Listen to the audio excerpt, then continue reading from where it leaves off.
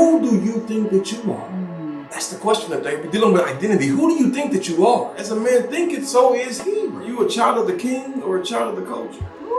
Are you more than a conqueror, or are you conquered by more? Are you fearfully and wonderfully made, or are you made of fear and wonder? I believe I'm talking to somebody today. You know that God has put something special inside of you, but you don't know how to get over that hump. Something keeps blocking you from pushing forward. And here's the truth though. Becoming is a journey. It's not a destination. Yes, change is hard. It requires for you to give up the familiar, but you get something better when you give up the familiar. Yes, change will put you face to face with loss sometimes. But what's beautiful about the loss is that your future is squarely in your core.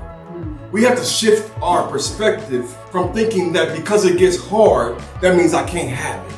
The closer you get, the harder it gets. But when you shift your perspective to know that you can still do it, you know that the harder it gets, the closer you are. I've been through too much not to reap the benefits of my battles. I've been through too much not to reap the benefits of my burdens. So I'm going to pursue my dreams and my goals and my identity, and I'm not going to give up now just because it got hard. If you ever watched the football game, you know that when you get into the red zone area, which is 20 yards from the touchdown line, the defense play harder when you get closer because they do not want you to get the victory. And that's the same thing the enemy does with you today. He knows that you're getting close. He's playing harder to make sure that you don't get it. But you have to understand that as I'm becoming who God called me to be, sometimes I gotta go through it. You may be in chains, but you do not allow the chains to have you. You're getting on the devil's nerves because every time he looks around, you still standing.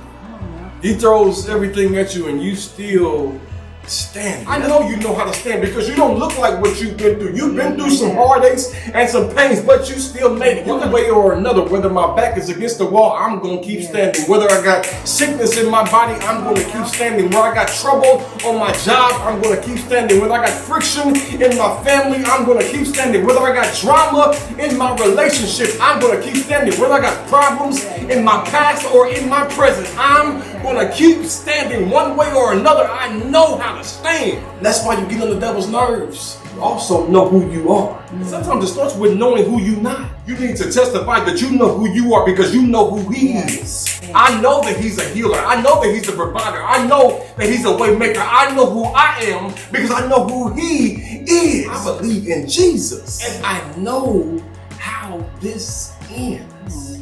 As you walk into your identity, there is more in you than what they see. Some things you ain't got to talk about. I don't care what they said. Some things you just don't have to even respond to.